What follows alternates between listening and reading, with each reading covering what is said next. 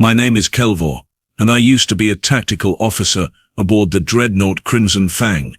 Notice I said used to be. That's because what happened 3 cycles ago didn't just end my career. It fundamentally rewired my understanding of warfare, biology, and the sheer terrifying potential lurking inside those soft pink creatures from Earth. The day started like any other conquest. We'd cornered a human science vessel near the outer rim, some rickety research ship called the Galileo's Promise. 17 crew members, minimal weapons, zero chance of escape. Commander Threx was practically salivating at the prospect of easy prisoners. Humans, after all, fetched premium prices in the labor markets. Soft bodies, clever minds, endlessly entertaining when properly motivated by pain. "Sir, they're hailing us," my communications officer Yilka chirped from her station. Threx's mandibles clicked with amusement. "Oh, how delightful. They want to negotiate. Put them through." The view screen flickered to life, revealing a human male. Average height by their standards, maybe 30 solar cycles old, with dark hair that stuck up at odd angles and eyes the color of Earth's oceans. He wore a stained lab coat over casual clothing, and there was this calmness about him that immediately struck me as wrong. "I'm Dr. Marcus Reeves," he said, his voice steady despite facing a warship that could vaporize his vessel with a single shot. "I'm requesting safe passage for my crew." Threx laughed, a gurgling sound that echoed through the bridge. "Oh, you're requesting? How adorable. Here's my counter-offer, little human. You surrender now, we only kill half of you. Make us work for it, and we'll make sure every single one of you dies screaming." Most species would have crumbled right there. I'd seen it dozens of times. Begging, crying, desperate attempts at bribery. But this Marcus character, he just tilted his head slightly, like he was calculating something. "That's unfortunate," he replied. "I was hoping we could avoid unpleasantness." "Unpleasantness?" Yilka whispered to me. "Is he seriously trying to sound threatening?" Marcus continued, ignoring Threx's increasingly aggressive posturing. "You see, Commander, I'm not actually a combat specialist.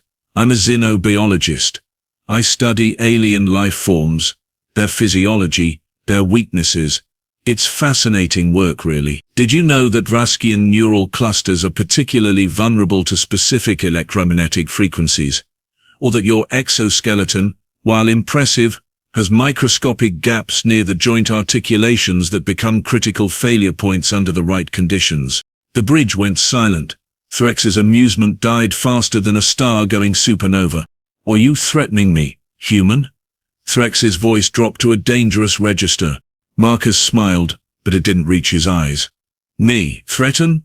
Commander, I'm defenseless. You said so yourself. I'm just making conversation before you do whatever you're planning to do. Science talk, surely that's harmless enough." Something about the way he said defenseless made my secondary stomach clench. I'd been in enough battles to recognize a predator when I saw one, even if that predator was wearing a lab coat and looked like it couldn't hurt a Glixian slug. Threx wasn't as perceptive. "Bring them aboard. I want prisoners for interrogation. Especially that mouthy scientist." 20 minutes later, the human crew was kneeling in our cargo bay, surrounded by 24 armed guards. Standard procedure. Easy money. Except Marcus wasn't kneeling with the others. He was standing, hands clasped behind his back, surveying our ship's interior with the casual interest of a tourist. "Kneel, human," barked Sergeant Vaux, jabbing Marcus with a shock rod. The electricity that would have dropped most beings barely made Marcus flinch. He looked at Vaux with something between pity and disappointment. "You're using a Mark 7 neural disruptor. Those are designed for carbon-based lifeforms with distributed nervous systems. Humans have centralized spinal columns with redundant pain pathways. You're basically just annoying me." Vaux hit him again. Harder this time. Marcus grunted, dropped to one knee. But when he looked up, there was something burning behind those ocean blue eyes that made my combat instincts scream danger. "You know what's funny about humans?" Marcus said conversationally, even as Vaux raised the rod for another strike. "We're persistence hunters. Our bodies are literally designed to just keep going. You can hurt us, exhaust us, push us to our absolute limits. But we have this really irritating biological quirk, where extreme stress triggers a cascade of hormones that basically turns off our pain receptors and floods our muscles with enough chemical fuel to lift things twice our weight. Shut up. Vaux slammed the rod down. Marcus caught it mid-swing. I'm not exaggerating when I say every single guard in that bay raised their weapons simultaneously. Because what happened next violated everything we knew about human capabilities. Marcus twisted the rod, ripping it from Vaux's grip with casual ease, then jabbed it upward into the sergeant's throat, right between the armor plates. Vaux made a strangled sound and collapsed. Before anyone could fire, Marcus moved. Not ran, moved. Like violence set to music. He rolled behind a storage container as plasma fire tore through the space he'd just occupied, came up throwing something small and metallic from his pocket that exploded mid-air with a blinding flash, dropped 2 guards with precise strikes to their neural clusters, and then, I swear on my ancestors' shells, he smiled. You know what else is funny? He called out, his voice somehow carrying over the chaos. I lied. I'm not just a xenobiologist. I'm a xenobiologist who volunteers at Earth's Special Forces training facility. Stress relief, they call it. Turns out teaching soldiers about alien anatomy is incredibly useful when you need to know exactly where to hit someone to make them stop moving. 10 of our finest warriors against 1 unarmed human. They lasted 47 seconds. I watched through the security feeds as Marcus systematically dismantled my crewmates with a combination of brutal efficiency and what I can only describe as gleeful creativity. He used their own weapons against them, exploited every weakness he'd apparently catalogued during his harmless research, and moved with the kind of fluid precision that comes from someone who's done this dance many, many times before. When the last guard fell, Marcus walked calmly to the cargo bay controls, sealed the doors, and then stopped. Just stood there, breathing hard, knuckles bleeding, covered in purple and green blood that definitely wasn't his own. Commander Threx, he said, looking directly at the security camera, I gave you a chance. I tried being reasonable. But you know what? I'm so tired of bullies. So here's what's going to happen. You're going to open the hangar bay, let my crew fly away safely, and then you're going to turn this ship around and never ever come near human space again. Threx, to his credit, tried to sound intimidating. Or what, human? You're trapped in a sealed cargo bay. We'll just vent the atmosphere. Marcus's laugh was genuinely terrifying. Please do. Humans can survive vacuum exposure for about 90 seconds before permanent damage sets in. Your airlocks take 45 seconds to fully cycle. Do the math, Commander. I'll be inside your bridge before you can finish evacuating the air. He was bluffing. He had to be bluffing. Except his personnel file, which I was frantically pulling up on my console, showed 3 tours with Earth's deep space response teams, 2 commendations for actions during the Frontier Wars, and a psychological evaluation that used phrases like controlled aggression and capable of extraordinary violence when protecting others. This wasn't a scientist who dabbled in military training. This was a soldier who happened to have a doctorate in how to kill aliens efficiently. Let them go, I said quietly to Threx. Excuse me, sir, let them go, now, before he figures out that we store our main reactor's coolant system access panel in the cargo bay. Threx's face went through several interesting color changes. He doesn't know about that. On screen, Marcus had stopped examining the walls and was now kneeling beside what looked suspiciously like a maintenance hatch. He knows, I whispered. What happened next will haunt me until my dying breath, assuming I live long enough to have one after the tribunal finishes with me. Marcus found the coolant access panel in approximately 12 seconds. 12. Our own engineers needed technical manuals to locate that thing. This human just ran his fingers along the wall joints, found the resonance point and popped it open like he'd designed the ship himself. Commander, his voice drifted through the intercom with unsettling cheerfulness. I'm looking at your primary coolant relay right now. Beautiful engineering. Really, Vraskian ships use a triple redundant cooling system for the reactor core. Very clever, Very safe, unless someone, say, reverses the flow valve on junction 7, while simultaneously overloading the magnetic containment field through the secondary power coupling. Then you'd have about 3 minutes before your entire reactor section turns into a miniature sun. Threx's upper manipulators were trembling. I'd never seen him scared before. You wouldn't. Your crew is still docked to us. You'd kill everyone. Would I? Marcus pulled out a small device from his coat, something that looked like a standard human data pad, but was emitting a very specific energy signature. See, while you were monologuing earlier, I was remotely piloting my ship away from your docking clamps. They're currently sitting at a safe distance, engines hot, ready to jump to hyperspace the moment I give the signal. Meanwhile, I'm wearing what humans call a dead man's switch. If my heart stops, if I fall unconscious, if I even get too relaxed, this little beauty sends the override code to your coolant system, and boom. Well, more like a sustained nuclear fusion reaction that reduces this entire section of space to high-energy particles, but you get the idea. I checked the sensor logs. He wasn't lying. The Galileo's promise had detached approximately 9 minutes ago. We'd been so focused on the defenseless prisoners that nobody noticed them pulling away. This is insane, Ilka breathed, beside me. He planned this from the beginning. Of course he did. The excessive talking, the seemingly random facts about Vrasky and biology, even letting himself get shocked by that neural disruptor.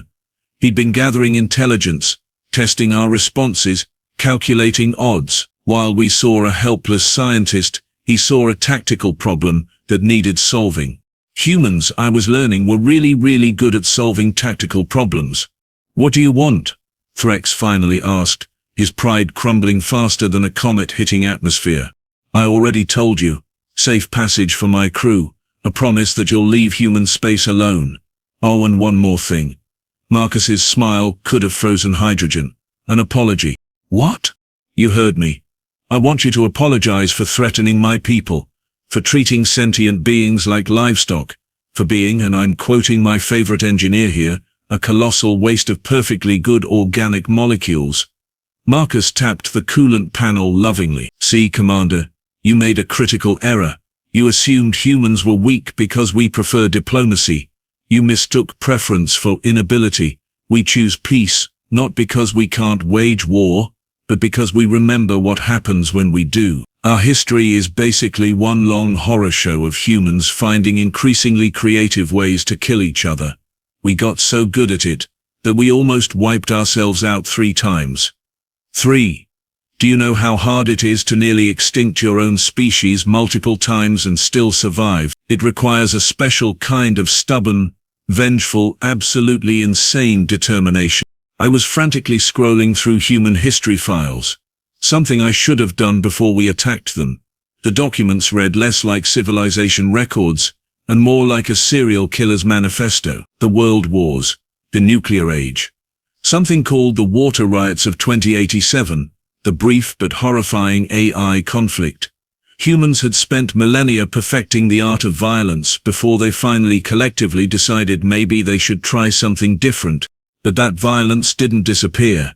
It just got channeled, controlled, waiting patiently under the surface for someone stupid enough to provoke it. Someone like us. I apologize, Threx said, each word clearly choking him. We will leave human space. Your crew is free to go. See, that wasn't so hard. Marcus stood up, brushing dust off his lab coat like he just finished a pleasant conversation rather than holding an entire warship hostage. Now, here's what happens next. I'm going to walk to your hangar bay, get in my shuttle and leave. You're going to sit there and not do anything stupid like trying to shoot me or track my ship, or send any nasty messages to your friends about how you'd really like revenge. Because here's the thing about that dead man's switch. It's not actually tied to my heart. The bridge went absolutely silent.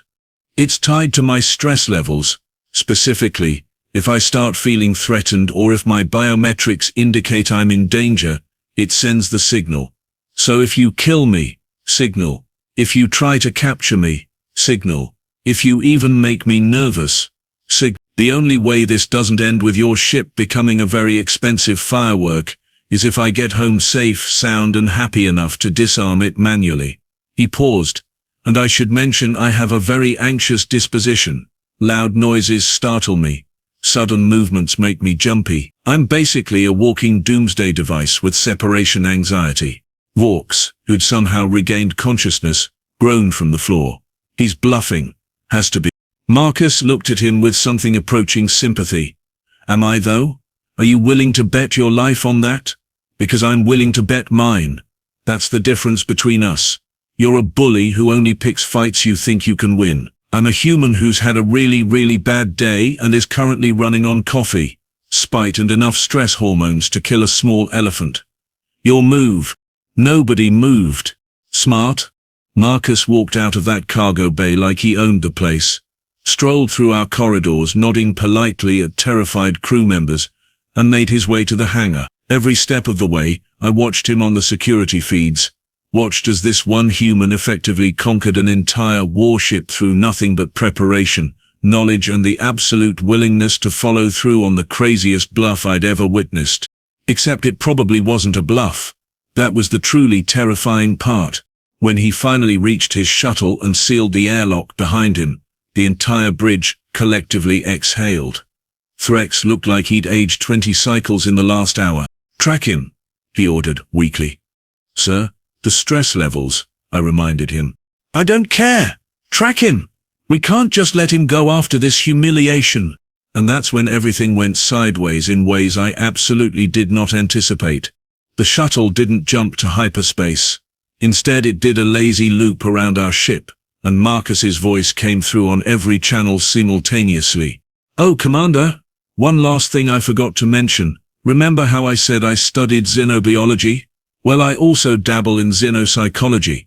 Specifically, how different species respond to threats and humiliation. Vraskians, for example, have this really predictable pattern where approximately 73% of commanders in your position will attempt retaliation within the first 10 minutes after their target escapes, despite direct warnings not to do so. It's a cultural pride thing mixed with biological aggression, triggers in your frontal cortex. Fascinating stuff, really." Threx's hand was literally hovering over the weapons console. "Don't you dare," I hissed, but it was too late. Pride and rage overrode common sense exactly like Marcus predicted. The plasma cannons fired. Marcus's shuttle dodged with impossible precision, like he knew exactly when and where we'd shoot. Because of course he did. He'd been studying us the entire time, learning our patterns, our reflexes, probably even calculated Threx's psychological profile down to the microsecond it would take for pride to override survival instinct. "And there it is," Marcus said, his voice now completely devoid of humor. "You just couldn't help yourselves, could you? Which means I tried the peaceful approach, I tried the threatening approach, and you still chose violence. So now we do this the human way." His shuttle's engines flared bright blue, and suddenly 6 more human ships dropped out of hyperspace around us. Not research vessels, warships. Actual, honest-to-ancestors Earth Defense Force cruisers with enough firepower to crack a moon. "Surprise," Marcus said flatly. "Did I mention the Galileo's promise was conducting research in this sector as part of a joint operation with the EDF? Or that my crew includes a Rear Admiral's daughter who's been transmitting our entire conversation to her very protective, very well-armed father who happens to command the 7th Fleet? Or that the reason I kept you talking so long was to give them time to arrive? Admiral Reeves, because of course Marcus was related to an admiral, appeared on our view screen. Same ocean blue eyes, but colder. So much colder. "Commander Threx," the admiral said quietly, "you threatened my son. You threatened his crew. You fired upon a diplomatic research vessel in neutral space. Any last words before I turn your ship into scrap metal?" Threx couldn't speak. I don't think his brain was functioning anymore. Marcus, however, wasn't done. "Dad, wait. Let me make a counter-proposal." He turned his shuttle back toward us, and I could see him clearly through the viewport now, that same unsettling calm from the beginning. "Commander Threx, you're going to return to Vraskian space and deliver a message for me. Tell your superiors that humanity tried peace. We extended hands in friendship, we shared technology, we opened trade routes, and when that didn't work, we showed mercy even when we didn't have to. But if the Vraskian Empire ever threatens human lives again, ever mistakes our kindness for weakness, ever makes the catastrophic error of assuming we're defenseless, then what happened here today will look like a pleasant afternoon compared to what we'll unleash. He paused, letting that sink in. We didn't claw our way to the top of Earth's food chain by being pushovers. We didn't survive ice ages, plagues, wars and our own worst impulses by being weak. We survived by being absolutely terrifyingly unwilling to quit, no matter the odds. So go home, Commander. Tell everyone what happened here. Tell them about the defenseless human scientist who held your entire ship hostage with a wrench and basic knowledge of your technology. Tell them about the rage that shakes stars when humans decide they've had enough. The Admiral nodded slowly. You have 1 hour to leave this sector. After that we stop being nice. Our engines were already firing before he finished speaking. As we retreated, I watched the human ships on our sensors, watched Marcus's shuttle dock with his father's flagship, watched an entire fleet that could have destroyed us instead, simply let us go with a warning. Yelka leaned over to me. Did we just survive a first contact scenario with humans? No, I said quietly, reviewing everything that had happened, every calculated move, every perfectly timed revelation. We just got a lesson in why humans are the most dangerous species in the galaxy, not because they're strong or numerous or technologically superior, but because they think, they plan, they adapt, and when you threaten what they love, they become something that nightmares have nightmares about. Threx was relieved of command 3 hours later. I was promoted to captain by default, mostly because I was the only senior officer who'd recommended retreat. My first order was to disseminate everything we learned about humans to every Vraskian vessel in the fleet. The report was simple. They thought he was defenseless. Then his rage shook the stars. Don't make the same mistake. Because humans, I learned that day, aren't dangerous despite being soft and small and seemingly vulnerable. They're dangerous because of it. They evolved on a death world, surrounded by creatures stronger and faster and more lethal than them, and somehow became the apex predator anyway. Not through strength, but through sheer stubborn refusal to die combined with terrifying intelligence. And Marcus Reeves? He wasn't an exception. He was the rule. Just another human who preferred peace but was fully prepared for war, who looked defenseless but had spent his entire life learning how to survive against impossible odds. The galaxy learned something important that day. Humans are friends you want to keep and enemies you never want to make, because when they're your allies, they'll move stars to help you. But when you threaten them, they'll move stars to crush you.